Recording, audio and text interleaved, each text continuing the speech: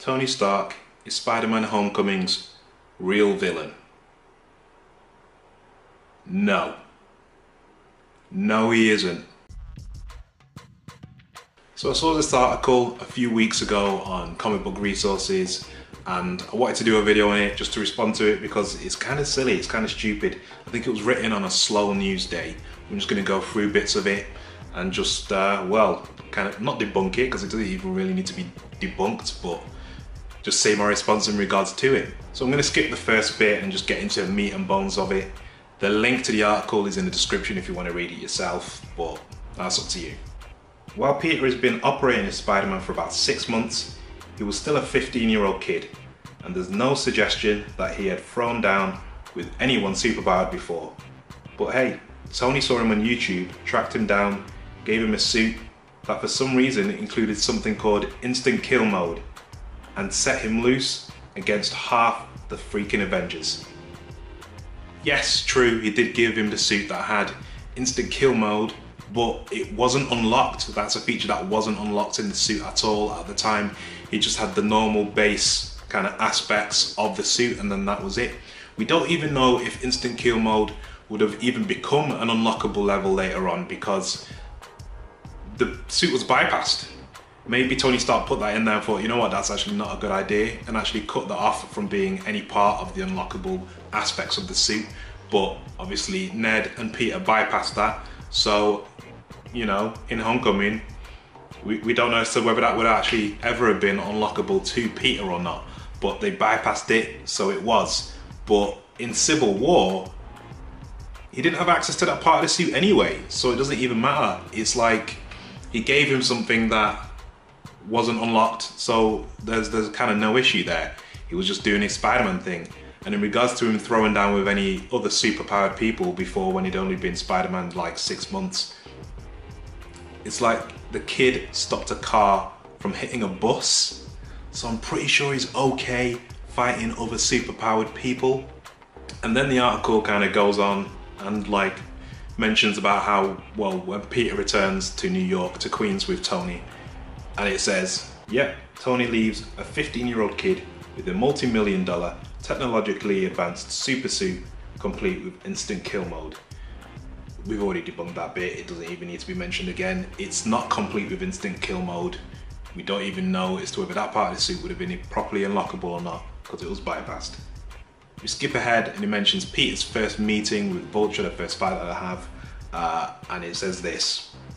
Yet when Tony Stark's robot surrogate shows up, instead of saying, hey, sorry Peter, maybe I should have given you an instruction manual or some training on how to use this, the 15-year-old is chastised for not being good enough. So, well, of course he is. Tony Stark isn't a villain. He's just a prick. That's clear and simple. He's an absolute prick. So he doesn't go easy on Peter at all. In fact, it's kind of weird because Tony Stark has always had daddy issues. So he's not going to be good at being a mentor in any way, shape or form. In fact, he's probably going to be a worse version of his own father, Howard Stark, towards Peter. He's not going to be a good father figure at all or a good mentor in any way, shape or form. So the fact that he's a dick and he doesn't really assess the situation properly and understand that Peter was trying to help and was trying to do something good just means he's an asshole, which is totally in fitting with who Tony Stark is. And then this bit is my favorite bit of the article.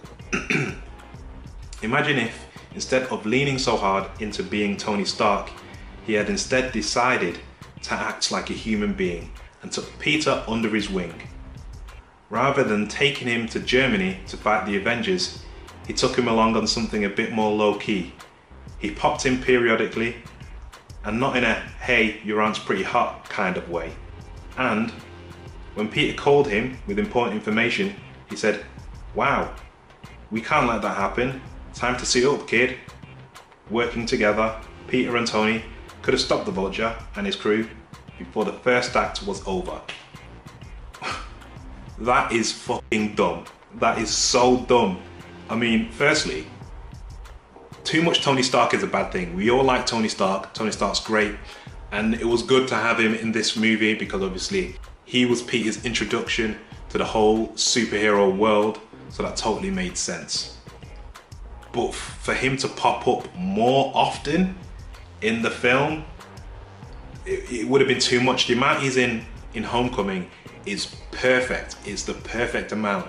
Any more than that, and it would have been too much. It wouldn't have been a Spider-Man movie anymore. That's why I'm suggesting that he takes Peter under his wing, like for the whole film, and actually listens to him. That gives him no conflict. Every story, like ever told, there's a story, you can boil it down to conflict. So if the only conflict comes in the form of the villain, that's actually not that interesting.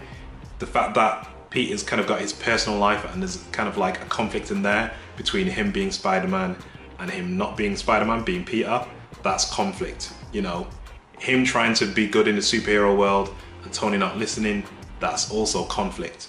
So conflict is a big part of what makes a superhero, and without that, the less conflict there is, the more boring it is. And like I said, if there was more Tony Stark, we all wouldn't have enjoyed it. It would have got boring. It wouldn't have been a Spider-Man movie, not at all. It just would have been a Tony Stark and Spider-Man team up, which could have been okay, but that's not what you want from a film called Spider-Man Homecoming. And yeah, I guess they could have teamed up and beat the Vulture before the first act was over, but then there'd be no Spider-Man Homecoming, and then we wouldn't have a film at all, and that's not good for any comic book fan, because we want good Spider-Man films again, and we've gotten a good Spider-Man film, so saying that is stupid. But the weird thing about this article is at the beginning of it, the author actually says, okay, yes, technically Adrian Toomes, aka the Vulture, is the primary antagonist. Well, if you're already aware of that, why write the article in the first place? Because you've just written something just for the sake of writing it, even though you know deep down inside that you don't have a leg to stand on, you're not really correct. You're just writing something to write for it. Like, this is a serious case of clickbait, which some comic book websites do more than others. And I think I'll be looking out for more clickbait to respond to in the future, because it's just really dumb. It's just a really silly article. Like I said, it's down in the description. Take a look at it. Like, even look at the comments. People are calling them out for clickbaiting and just reaching. It's a proper reach as well anyway. But yeah, man, weird article, and brought up some weird points that don't make any sense. And well, they make little bits of sense, but without them there'd be no movie. So it's like, what are you even on? Anyway, like, comment and subscribe, share, and as always, I'll catch you on the next one.